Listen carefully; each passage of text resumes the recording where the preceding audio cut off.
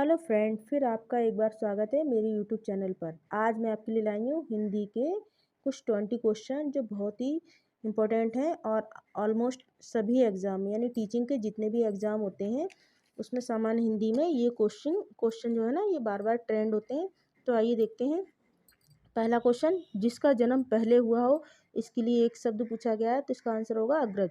लोगों ने शोरगुल करके डाकुओं को भगाया, इसमें कारक बताना है, तो इसमें कारक होगा कर्म कारक। कर्म कारक की पहचान होगी कि सेंटेंस में जहाँ भी को यूज हुआ हो तो वो कर्म कारक होता है। श्याम धीरे धीरे चलता है, धीरे धीरे शब्द है, क्या शब्द है ये?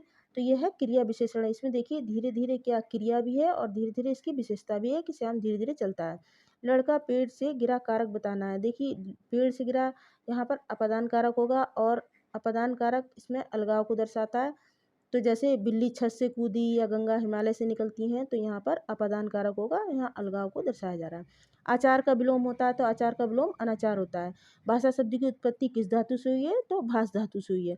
देवनागरी लिपि का विकास किस लिपि से हुआ है? ब्राह्मी लिपि से हुआ है। हिंदी राजभाषा के रूप में कब स्वीकार की गई? तो ये 14 सितंबर 1949 को स्वीकार की गई, इसीलिए जो हिंदी दिवस है वो 14 सितंबर को मनाया जाता है। हिंदी भाषा की बोलियां हैं, अब हिंदी भाषा में बोलियां पूछी गई तो बोलियां हैं 18 बोलियां।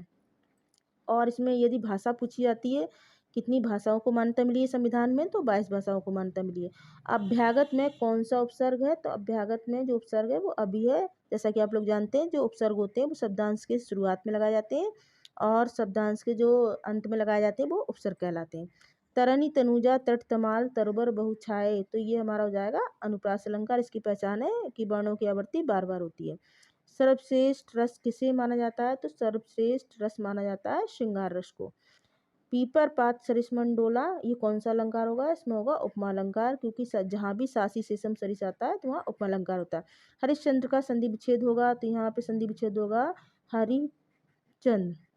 और यदि इसमें संधि पूछी जाती है तो विसर्ग संधि होगी। जिन स्वरों के चरण में मुंह कम खुलता है तो उन्हें समृत स्वर कहते हैं। इसका आंसर होगा समृत स्वर।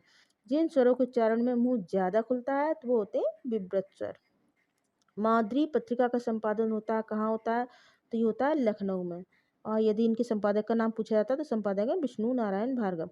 स्कंदगुप्त तथा अजातशत्रु नामक नाटक लिखा है, किसने लिखा? तो ये जयशंकर प्रसाद ने लिखा, जिन्हें छायावादी कवि कहा जाता है, जिन्होंने तितली कंकाल आंसू जैसी और भी रचनाएं लिखी हैं। जायसी की कौन सी रचना फारसी भाषा में छपी हो? तो इनकी जो रचना है वो है आखिरी कलाम। इसके अलावा इन्होंने अन्य दो रचनाएं लिखी हैं, अखरावट और पद्मावत। जहाँ बिना कारण के कार्य होना पाया जाता है तो वहाँ पे क्या कहलाता है? ये कौन सा अलंकार कहलाता है? तो ये होता है विभावना अलंकार। एंड लास्ट में जो क्वेश्चन है वो आपको बताना है, क्या आपको पता है कि हिंदी का पहला उपन्यास कौन सा है? यदि मालूम है तो आप मेरी कमेंट बॉक्स में लिख करके भेजिए। And thank you.